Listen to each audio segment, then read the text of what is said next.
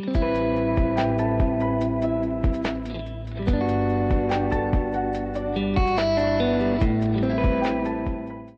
everyone, good afternoon. Welcome back to the Faith Brynel Talks Law podcast. I'm Faith Brynel, where we explore careers in law, legal education, and the journeys behind the professionals who are shaping the future of the legal profession. Hi Jared, how are you this afternoon? I'm fantastic, thank you. And thank you very much for having me on. Excellent, Jared. Well, it's great to have you on the show. So, listeners, let me speak to you a little bit more about Jared's journey to the bar. So, again, welcome to yet another episode of Faith Brynel Talks Law. Today, I'm joined by Jared, a barrister who has built an impressive legal career through advocacy, entrepreneurship, and practical experience. Jared graduated with a first-class LLB in law with international relations, achieved a distinction on the bar training course as an advocacy and excellency scholar, and now works as a county court advocate with Lucid Legal, representing clients in civil hearings.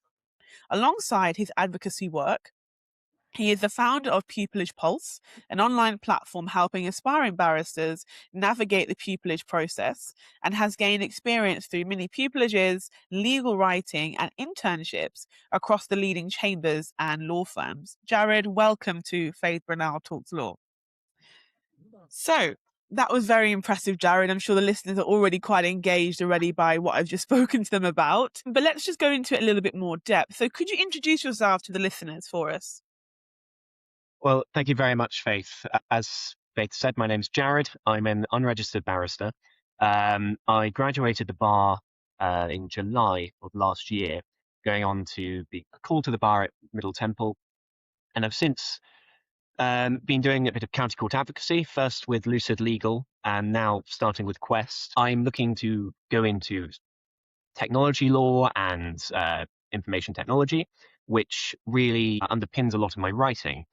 I have a fascination with computers and how networks interact with society. And part of that fascination with IT and coding drew me to building Pupillage Pulse, which is a leading or the leading platform for aspiring barristers seeking pupillage. I think that pretty much sums it up. Faith did a fantastic introduction. Nice to be speaking to you. Jared, thank you very much for going to that in depth and sharing a little bit more about your motivations, that you are an unregistered barrister, speaking about your end of court membership, and speaking about your journey having been called to the bar, sharing your passion for technology law, which I definitely think is going to be on the increase now with the rise of AI, etc. So I definitely think there's going to be a lot of cases for you to get stuck into. Let me now flow into my first question, which is, first of all, congratulations on achieving a distinction on the bar training course. So looking back, what do you think made the biggest difference to your success? Well, thank you very much. I like to think that I'm not quite the finished product, and given that I haven't quite reached the final hurdle of pupillage, I wouldn't say success. As for my academics on the bar course and at university and getting scholarships, there were three real things, or two real things that I think really helped. I threw myself into as much as possible whilst I was at university. I initially signed up not to do law and international relations, but to do history. I secured a place at Sussex studying history. And it got towards the middle of summer when I thought maybe I should do something different. Maybe I should do something that it was a very sort of cynical thing of I should do something more employable that can get me into a career. So I chose law, but I wanted to have something on top of that. So I did law with international relations. They took me on. I turned up in my first week, never having studied law or looked at the law in a substantive way, absolutely terrified as to what the next 3 years would bring. But I think that moment made me think I've really just got to throw myself into as much as possible, find out as much as possible about the profession, about what it means to be a lawyer. I did mooting, which drew me towards the bar. I did negotiation competitions. I took part in the law society at my university. I did debating. All of these things, A, helped me bolster my CV, B, helped me understand the profession and know what I was getting in for. And most importantly, was build organizational skills, which I still draw upon to this day. Obviously, balancing extracurriculars and competitions alongside a full-time degree is no easy task. And the caveat to this being that I was very lucky at university that I didn't have caring responsibilities. I could support myself through at least the first 2 years of university, which gave me the time and latency to get involved with these things. But that throwing myself out there allowed me to build up my CV. It allowed me to build confidence, which ultimately meant that I could attain these scholarships and go on to do the bar course. The second thing is I had a fantastic community around me.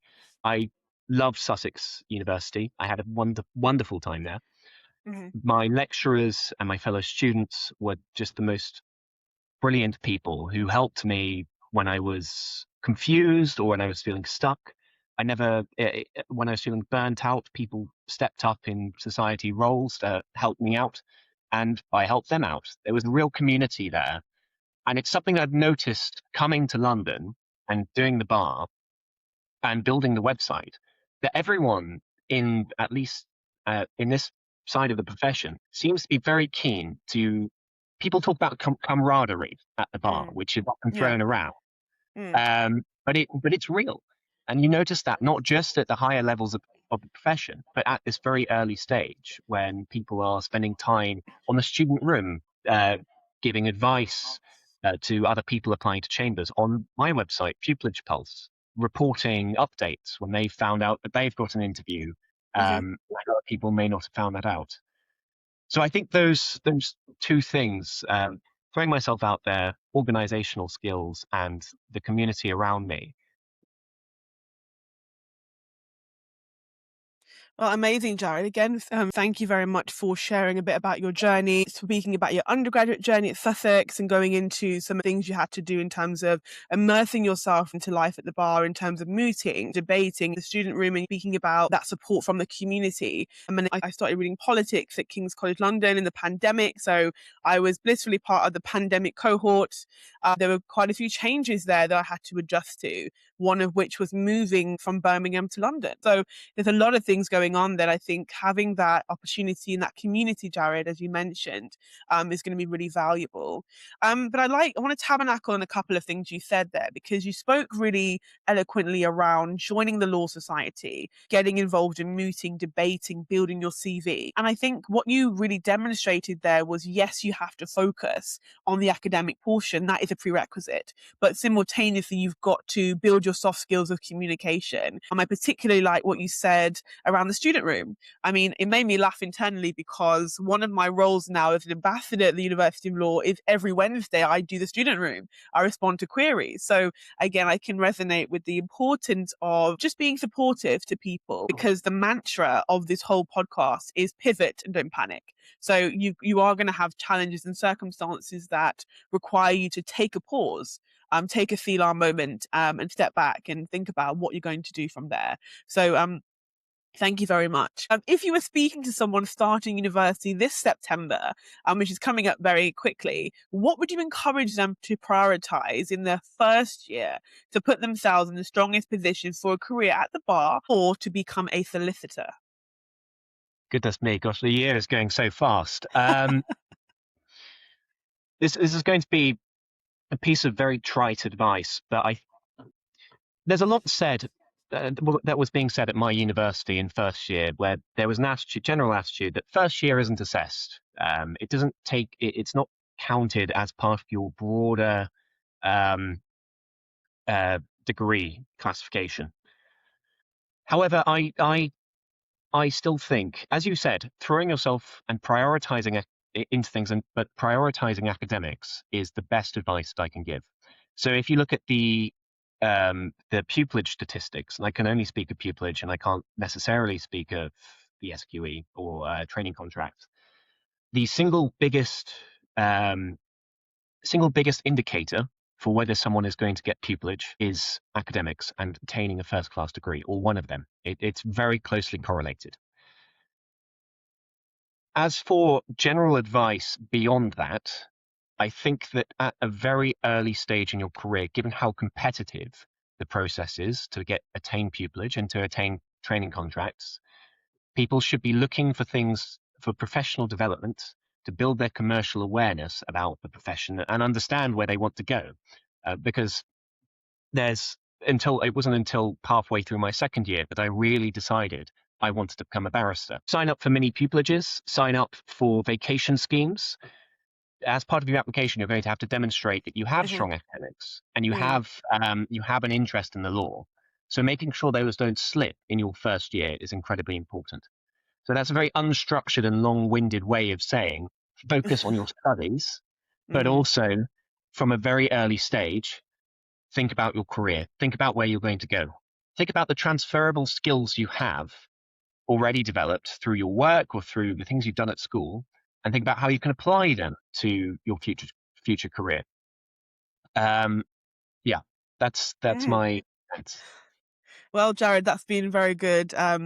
Yeah, I agree with that sentiment around prioritizing your academics, as I said before, because, yeah, as you've mentioned, there is often a misconception that first year doesn't matter, because a lot of the assessments are formative instead of summative, but yet you still have to make sure that you've got that structure. What my dad always says to us is you have to build a pipeline, not carry buckets. And so building a pipeline means that from the outset, you have to be focused. And that's what I say to my listeners week in after week. You've got to be focused. And yes, you're going to have moments of doubt, but you've got to continue to be focused. I know a lot of you have written up about having self doubt and anxiety and things like that. And those are completely understandable. But as you wade through those challenges, you will become more resilient and you will understand as well the value that you have, and that you are able to aspire to anything that you want to do.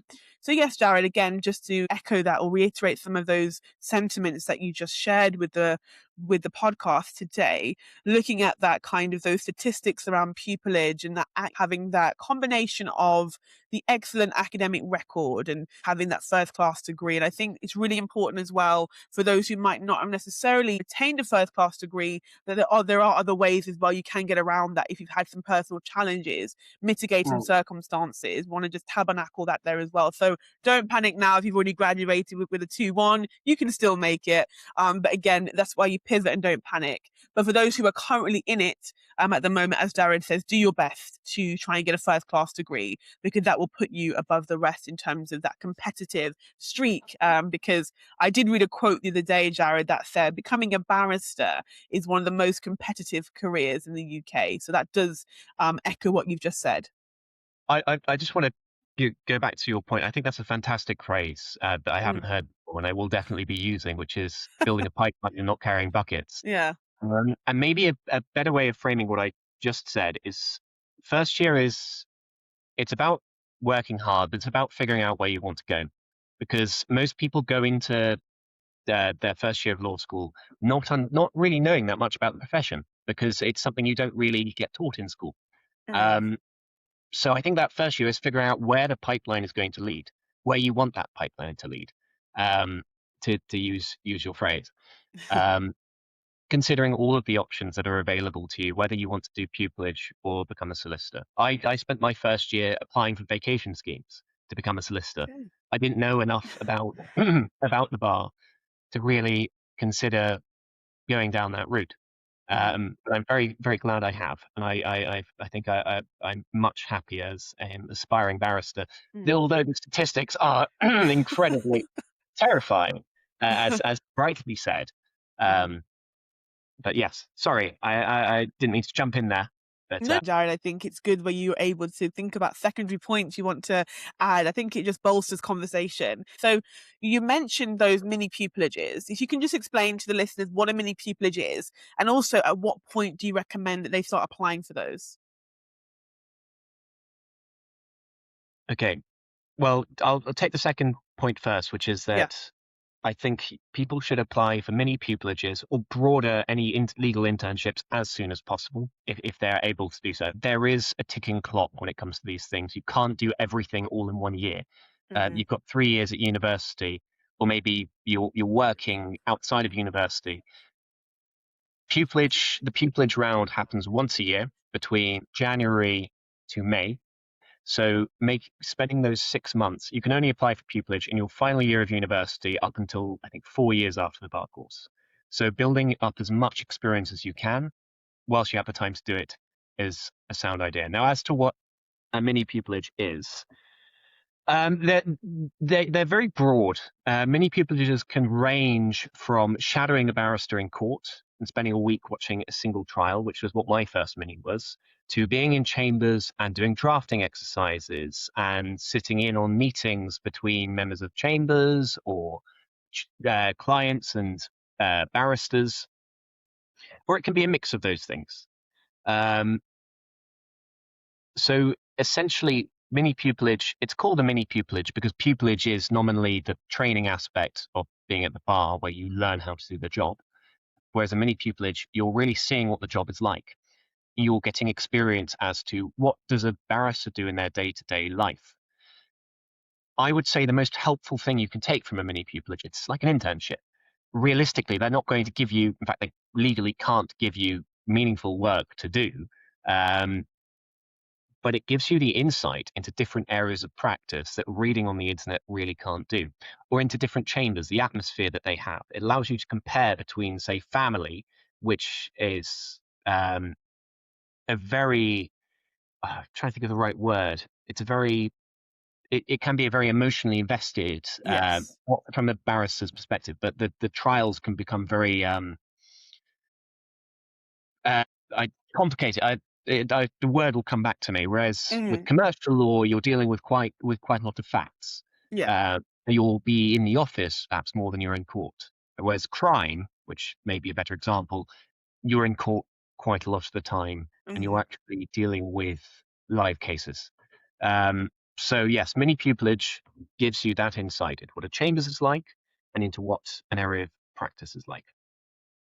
Yeah, excellent, Jared. Well, first of all, thank you for pivoting and not panicking with those questions. I know you never had those beforehand, but you've done an excellent job of being able to remain calm and answer those really well. So I know that the listeners will definitely appreciate your insights on that, speaking about the benefits and the necessity of mini pupillages. So just one final question now before I move on to the next stage of your journey. Is there one thing you wish someone had told you before you started law school that would have made the journey a little bit easier or better prepared you rather for a career at the bar?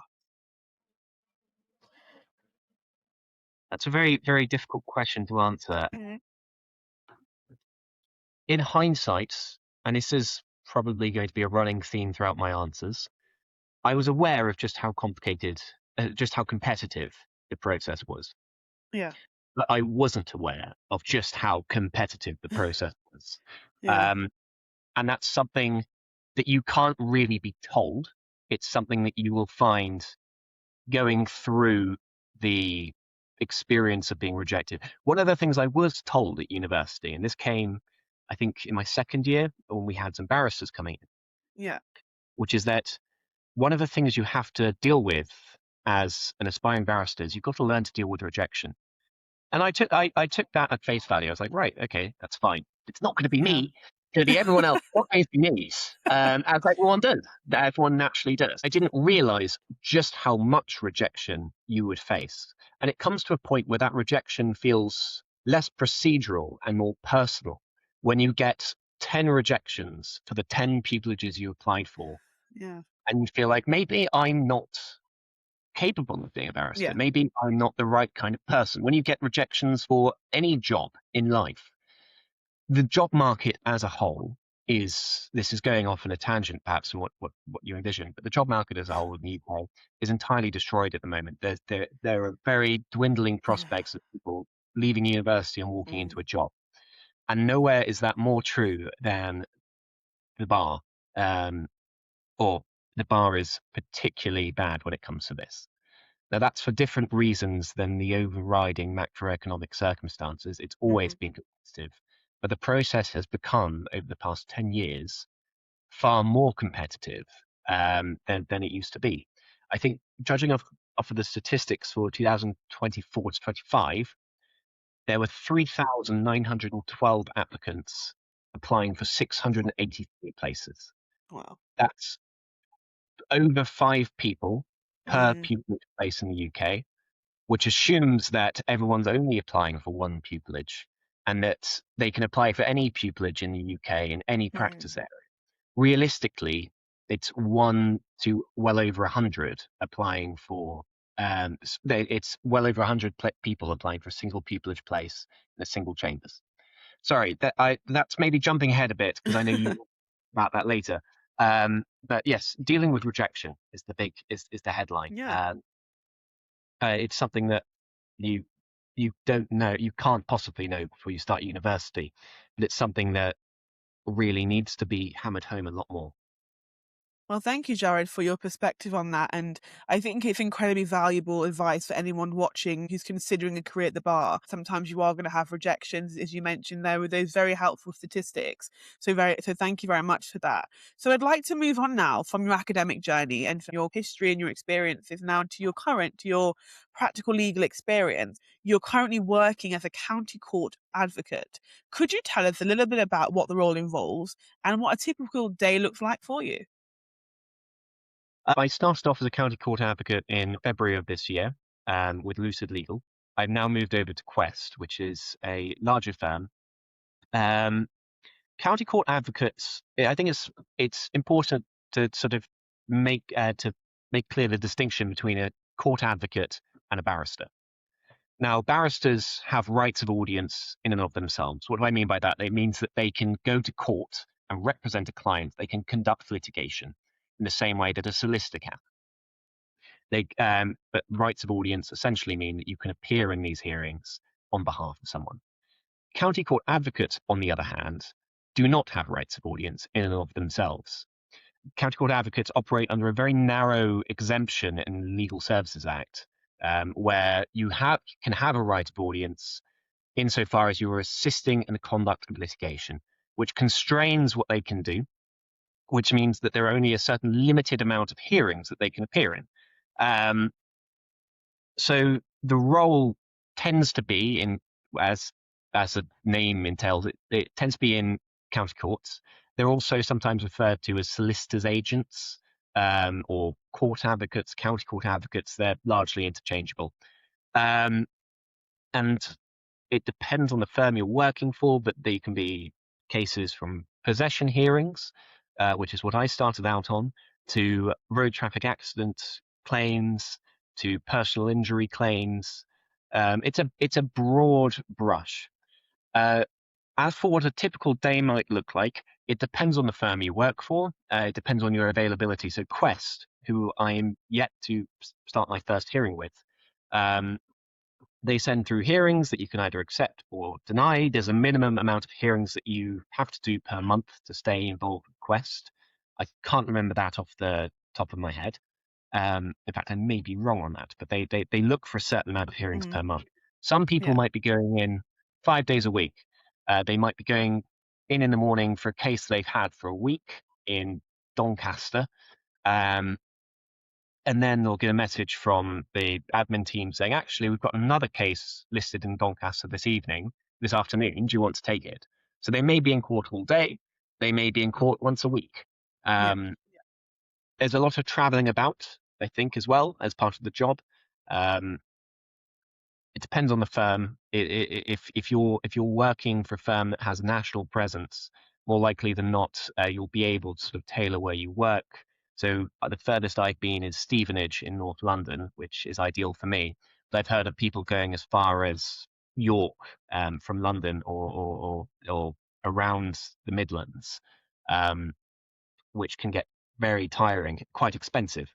Um, a lot of firms do reimburse your travel fees as well, so that's something to take in mind into account when you're looking at where you want, if you want to be a county court advocate, where you want to go. Jared, excellent. That's really interesting. I was just making some notes there to what you said in terms of the differences between a county court advocate looking at right of audience compared to barristers and looking at that. You just mentioned around traveling as well. There's quite a lot that you're doing there and you're able to pivot and not panic in terms of these scenarios. And you've moved across from Lucid to Quest because they're a larger firm. So thank you for sharing about that as well and some of your experiences as a county court advocate. So what I'm really interested now into is to segue into, well, actually, no, I have one more question, actually, first of all, on the County Court Advocate, and then I want to talk about Pupillage Pulse, which I'm sure the Okay. listeners also want to hear about. So the last question on this is, would you recommend the a county court advocate role to aspiring barristers before pupillage? And what skills do you think it develops that chambers value the most? Oh, I would highly recommend it. before I started doing it, I'd heard mixed things from practitioners about what they thought about county court advocates. Some I think they're concerned about having, um, to their view, unqualified people representing people in courts, and I'm sure there's a range of opinions about it. What I will say is, from my experience as a county court advocate, it built after that first hearing and going um, into court and representing a client, it built a confidence that nothing else on my journey had really done. Mooting, writing, mini-pupillages, all of those things were fantastic. They taught me a lot. But actually, um, organizing myself to prepare and deliver oral submissions, meeting a client, seeing how a court works, and appearing before a judge on the front table of a court, knowing that I am a part of these proceedings. I am not a silent observer. What I say matters, really builds a confidence that you can take forward into pupillage applications. Not only can you say, I've done the job, I've done this job, and this is close to what is required of a barrister. In fact, the closest thing you can get to being a barrister without being a barrister, I would say. But you've had the experience of appearing in front of a judge with with being in a court and being in a high stress situation. When you go into a pupillage panel, if you are lucky enough to secure a first interview or a second interview, the experience is highly stressful, especially if you've never gone through it before. So having the confidence to know that you can do the job is something that really, really helped me, I think, in this year with my pupillage applications. Amazing, Jared. Thank you very much for sharing those insights, that perspective, particularly for aspiring barristers who are really actively considering what they want to do before actually starting pupillage. So you've clearly explained how the role provides that advocacy experience, exposes you to the kind of wide variety of hearings, develops your confidence in court, your advocacy, and it gives you really a much deeper understanding and conception of court procedure alongside client interaction. So those are definitely qualities that chambers are looking for. And so it's a useful stepping stone as well. So now into the moment we've all been waiting for, talking about Pupillage Pulse. I did have a quick look at your website actually. So let's talk about that then. So you founded Pupillage Pulse, described as the community resource for aspiring barristers, tracking chambers, sharing updates, these are your words, Jared, and navigating the pupillage process together. So it's become an invaluable platform for many people navigating what can often be a complex and competitive process. So I also did check out your social media. I noticed that you were that you're very vocal on there and sharing how you reached. I think you've reached at least 500 viewers and users at least. I'm sure you've got many more than since that post. But yeah, talk about it. Let's unpack it. What inspired you to start Pupillage Pulse, and what gap did you identify that you wanted the platform to fill? So I think Pupillage Pulse came out of two um, broad ideas. The first one was from my own experience with applying for pupillage. So as of now, I've applied for pupillage 3 times. The first 2 times, the only real way of keeping track of your application was not the pupillage gateway, but it was the student room. Why the student room? A lot of chambers operate, and they do to this day, a policy of rejecting by silence, or rejecting very, very late after they know who's going right through to the first or second round of interviews. Now that, I thought, it created a lot more stress than there needed to be in the process. You were sort of left in limbo and second guessing, which I don't think is fair given the amount of time people put into these applications. To not be able to even send out a mass email, BCCing people who've applied Yeah, that yeah. they haven't got the role. So in my sometime throughout the second year of my applications in January of last year, I had the sort of idea, what if there was a form people could fill out to mark when they receive a first round interview or when they find out someone else has received a first round interview, and then that emails people who've marked that they've applied to that chambers. The student room going back to the student room, people would post on the student room FRI at Landmark Chambers, SRI at Blackstone, or whatever, which is good. It means that it sort of mitigated the problem that of rejecting by silence. But the website was not optimized for the process. You can only comment or like or post a certain amount of times per hour. It's very clunky. It's quite full of spam. And it doesn't really give you the option to, it's not really optimal for the pupillage application process. So I get to July of last year, and I didn't get pupillage. I got second round interview, but close but no cigar. And I thought that I could build something. The second idea that I had was that I have this experience. I love computers. I love writing code. Up until going to university, I was thinking about becoming a software developer or going into computers. And I always wanted to build a website, something that I very geeky, but I've wanted to do since I was very young. Fair enough. So those two ideas I sort of combined, and I thought of this broad idea of a website aimed at aspiring barristers, which isn't the student room. And over summer, it had several starts and then false starts and stops. And it wasn't really getting anywhere until September, where I thought, I've got a week. I'm quite burnt out. I don't want to keep applying for jobs which aren't going anywhere. I've got a week and I'm going to just crack on with this. These are the things I want to build. And if I don't get it done by the end of the week, it's going in the bin. And I made it through the week. I built a prototype that I was happy with, and then kept building on it and kept building on it until November, when I launched the site, and the rest is history. And I think now we're at 800 members. We've got a range of tools. So it's not just a pupillage tracker, as I've described, but we've got a list of mini pupillages, a list of events and opportunities for aspiring barristers to get involved with. We have the option, I publish articles on the pupillage process to try and condense a lot of information that is Yeah. across the website and across Chambers profiles, Chambers websites, into neat articles that can help people. I recently published some policy changes as to how pupillage should be reformed, or the bar training should be reformed. And yes, it's going well. And I am hoping that come this time next year, we'll have a much wider community and a much more, it will be more helpful than it has been this year.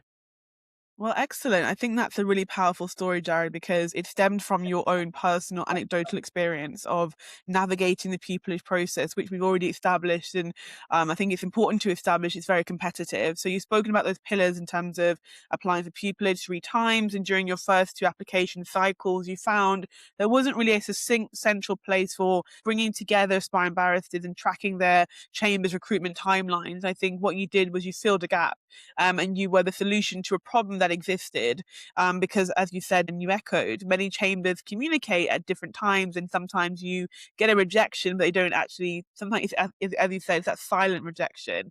And so talking about that journey as well, and that uncertainty can bolster stress and anxiety and cause a lot of panic in the applicants' minds as well. And as you said, using your phrase, it left you in a limbo. I think that's really interesting. And as you spoke about, you recognized that yes, the student room existed, but there were some technical and internal errors that needed to be removed, and that's where the pupillage pulse comes in. So yeah, I think that's really interesting. And I think finally on that, I think what's interesting to me is that your process, your business, your website wasn't merely born out of frustration, but it was born out of a genuine interest in computers. As you said, you would have considered going into that kind of route for your career. So yeah, Pupillage Pulse has brought together 2 passions, your journey to the bar and your enthusiasm for technology. So yeah, I want to thank you, Jared, for joining me today on the Faith Brynel Talks Law podcast, for sharing your journey and your advice. I'm sure that the listeners will take so much away from your experiences. But just to end, I want to hear one more word from you, Jared. So what is one word you'd use to describe the bar?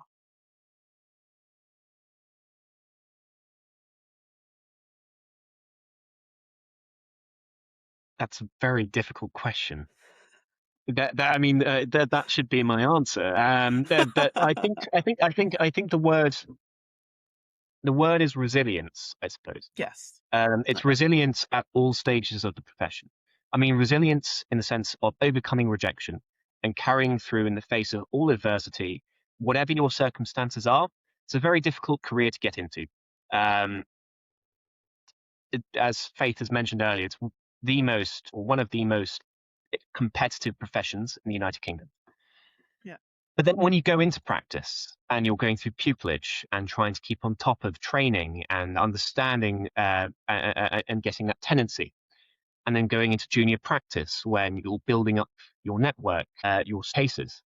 When you go into court and sometimes you have to be fearless in standing up for your client, even in the face of abuse from witnesses or Well, thank you, Jared, for sharing your word to be resilient. I know that the listeners will take so much away from your experiences and from achieving a distinction on the bar course to representing clients in court and creating Pupillage polls. I'll put the link in the bio of the Pupillage polls so you can check that out. Shout across to everybody in those 83 countries for coming back week after week and for engaging with the content. And remember, pivot and don't panic. Don't forget to subscribe on your podcast platform of choice. It could be YouTube, Spotify, Audible, Good Pods. There's so many. Yes, leave a review, share it with somebody who would benefit from this episode. Remember, pivot and don't panic. Your journey begins now. Bye, everyone. thank you very much.